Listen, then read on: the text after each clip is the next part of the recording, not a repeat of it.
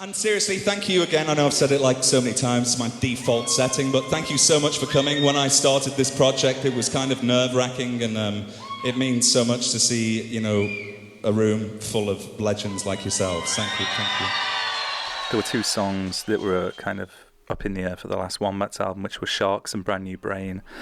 And I guess I just wanted to find an outlet for them and to slap them up online. I didn't really think much of it. It was just going to be something for hardcore Wombats fans to listen to if they wanted to. And then it all kind of snowballed into what it is now, and songs like My Cheating Heart and Backflip, when they arrived, I was like, oh, hang on, maybe this is something I should seriously pursue. That's when I kind of started Love, Fame, Tragedy, and then kind of wrote for another 16, 18 months afterwards. I had more than an album's worth of kind of material that I was really excited about. It was called Fluffy Pets for a while. I think in the record deal it still actually says, you know, Fluffy Pets. But then a few people mentioned to me, you know, maybe I should steer clear of the kind of fluffy animals if I'm starting something new.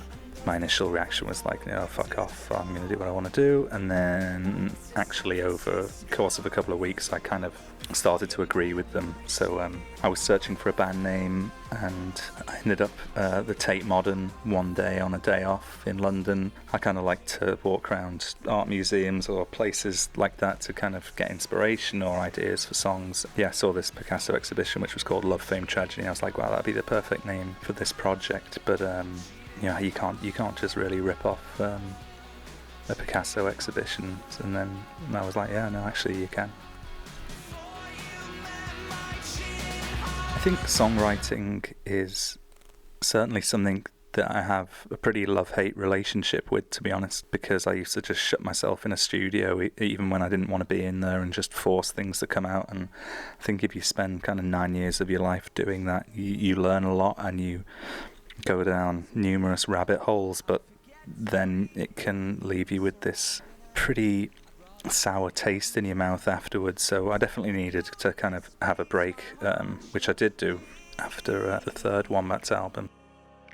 I think my favourite part about kind of writing is like the back 60% of it, like starting a song and trying to come up with the idea and the concept, and you know, just getting something from nothing to something is the freakiest part for me. So that's where I've just got to try and like put a blindfold on and just walk around the room hoping that I find something. And I've learned to be okay with the days where I don't actually find anything. When I've got something that I'm excited about, like the rest kind of falls into place and is easy. And if I'm really, really excited about it, then you know, I can spend days, weeks, months, years perfecting it.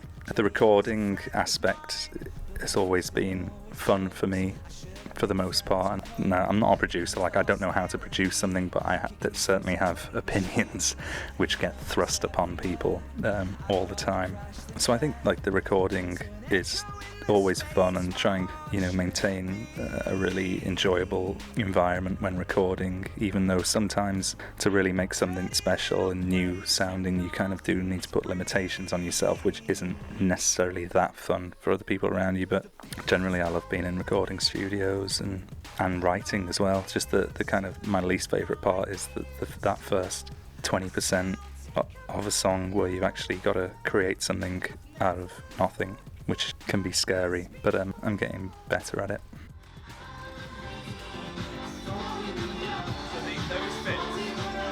I think that I try to remain in the same headspace when I'm writing and when I'm recording, to be honest. You know, I don't really think a song is ever completely finished.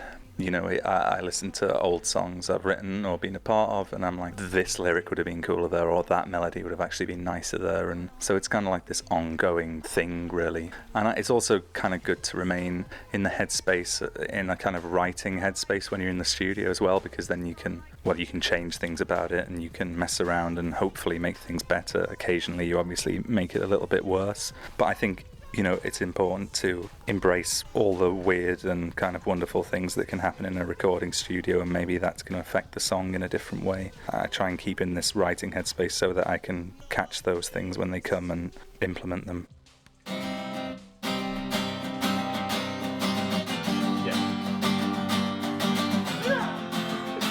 Yeah, I worked with a lot of fun and interesting people on this record. Joey Santiago, Gus Unger Hamilton, Mark Stromer, Matt Chamberlain, Dan Smith, Jack River, quite a lot of other people as well. And it was really fun. Like, I made sure that the atmosphere in the studio was extremely calm, and, you know, I made sure that all these kind of artists in their own right were happy to just bleed all over the songs, and for myself and Mark Crew to just pick the best bits. Generally, that was a pretty fun, exciting way of going about it. You know, we weren't sat in a dark room with 2 acoustic guitars trying to hammer things out for hours on end. It was really just put on some headphones and record for as long as you want to record, and we'll keep the good stuff. It was pretty chilled out. Sometimes I think that's the best way of working in a recording studio anyway. It's obviously different to writing, but sometimes in a recording studio you need to just press the big red button and just bleed all over the place for hours and hours and hours to kind of find the best stuff. So that can be a little bit dull, so it's nice to have people do it for you, I guess. A typical day of recording kind of is never really the same, so therefore it's not really typical, but a few constants are I wake up, I pound a load of coffee, and then I just hassle Mark Crew and rip him as much as I can all day. I think we have decent banter. The banter can be quite flirtatious at times. I'd like to think it's kind of flirtatious anyway. It's all with good intention. We just try and make it as enjoyable and as ridiculous as possible, really. So yeah, it's kind of wake up, have something to eat, get in there, and Mark will say he wants me to start singing at 9 a.m. and I'll say no, can we do it at like 2 p.m. and then he'll be like, well, what are we going to do till then? I was like, I don't know, you're the producer, you can produce stuff, can't you? And I always kind of look at him and make these scissor objects. When he doesn't know what to do, I'm just like, go on. I make these kind of scissor signs with my hands and just say, just flume it. And he hates it when I do that, so I try and do it as much as possible. And then I think as day turns into night, that's when it kind of gets more serious, and you know, I'll start doing vocal takes or whatever. There's obviously a lot of kind of tidying up to do, which is something I don't like to be involved in, and so kind of Mark Crew and Dan Priddy kind of get everything together and consolidate tracks and do all of this mundane stuff, which is very, very important, but absolutely horrendous to be a part of. I play quite a lot of instruments on this album, guitar and bass and keys and stuff. The one thing I don't really get involved in is the drums. Like, I can offer up ideas, but I'm useless at the drums, and so I generally just kind of sing the pattern that I'm thinking in my head. But everything else I'll have a crack at. Like, I'll squeeze a tune out of anything. Guess I'm pretty proud of some of the bass parts in this album. I haven't really played the bass on an album before. So yeah, I do play a lot of instruments on it, but I'm not kind of overly controlling with things like that. You know, if I'm in a room with Gus from Alt J, I'm not going to be playing a keyboard.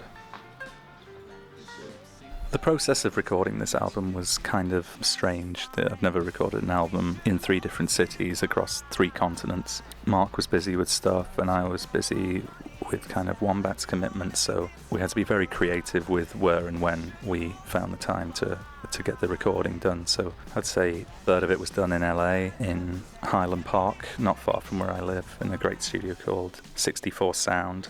The other third was done in Mark's studio, One Eyed Jacks, in London. And then I was trying to convince him to come to LA to finish off the record, and he was trying to convince me to go to London, and somehow we ended up in Sydney, Australia. And because Mark's wife is from Newcastle and they go back in the winters generally, and I kind of sold it as, you know, a potential holiday for my wife and daughter. So yeah, we finished off the final third in one flight up in St. Peter's in Sydney. My family came over for the last couple of weeks and we went up to Byron afterwards, so I kind of held my part of the bargain. And then the recording process was obviously really different to anything I'd done before, because we had so many guests coming in and going, and sometimes we're easier than others. You know, it's so cool when a friend comes in and you know them already, and you know, you can just have some wine or just be ridiculous and do whatever you need to do to create a calm atmosphere. But then sometimes when it's someone you've never met before,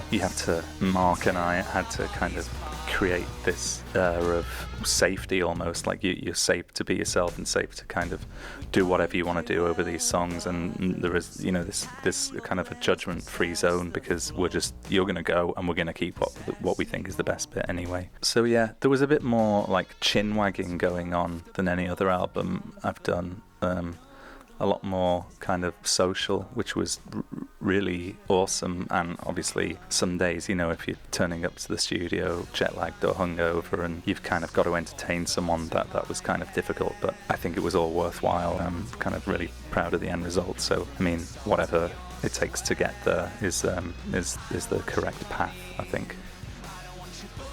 My recording process has changed quite a lot over time, as I'm kind of much less controlling. Like, I don't feel like I need to have a hand in every single thing that goes onto the making of an album. I guess in a way I've kind of relinquished a bit of control, which helps me kind of look at the whole project more objectively and just get it to where I want it to go. So yeah, I'm kind of more than happy to leave the studio for a bit and let Mark and whoever get on with their parts and come back. I don't feel like I have to have my stamp over everything. I think that's just kind of the better way to go about recording albums, really, and you can't be in control of everything, and if you are, you're going to go insane. So, and I've gone down those rabbit holes before, and it's pretty hard to get back out, and when you do get back out, you don't even know what the song is anymore or what it should be. So I guess I have learnt to kind of let the universe do its thing, even if that universe is kind of other people doing their thing. Yeah, I'm not as crazy or as controlling in a studio environment as I used to be. You're destructive. I think that making this album was pretty nerve-wracking in certain aspects, because I'd obviously chosen to deviate off of a pretty simple path in life, and I knew, you know, everything that I've done with the Wombats was kind of gonna overshadow it for at least a good amount of time. So I did put a lot of pressure on myself to really get it right and to make it as exciting as possible. And, you know, I wanted this collection of songs to be, you know, up there with the best songs I've written in my life, and I think that they are. So in that respect, I'm really happy. There was a lot of feelings flying around, and not only was I trying to make, you know, a great album, I was also trying to get Love, Fame, Tragedy kind of off the ground and to be taken as seriously as possible. I think that maybe in the back of my head it's going to take another album or maybe two for it to be taken as seriously as I want it to be taken right now, but that's something I'm going to commit to and do. So yeah, I've already started kind of thinking about the second album a bit, or kind of where I want it to go. I'm really happy with how the album's turned out. I don't think any album turns out exactly how you see it in your mind, but this one got really, really close. The only thing that was a bit weird was obviously the pandemic hit, and I only really wanted it to be a 12-track album, and I had like an order together which flowed really well. You know, I was like, yes, this is it. That's my debut album. Okay, right. And then COVID happened, and then I was like, well, I've got all these other songs. Like, I just felt like it was a bit selfish to keep it as short as it was, so we kind of decided to add the other 5-6 songs on there, even though it kind of messed with the flow of the album, and I could never really get the flow of the album right. And actually my wife kind of played a huge part in the track listing of the album, because there was so many songs I didn't really know what to do with them, but I thought it was for the best that I put as much material out there as possible. Strap me in and send me nowhere. I can change. I can change. I'm just riding away. We had shows booked for, well, some this summer, which is gone. It obviously got cancelled. We had shows in October, and then there was a plan for a UK European tour in maybe January, February. Obviously all of that got piped, and I don't know what the plan is touring wise. I'm hoping that we can get out and do, you know, a few runs next year, but it's going to be difficult because there's going to be a Wombats album coming out next year. Yeah, so it's going to be a bit crazy, and I don't really want to drive myself completely insane or more insane than I already am. It's going to be important for me to keep energy back to do the next Love, Fame, Tragedy album.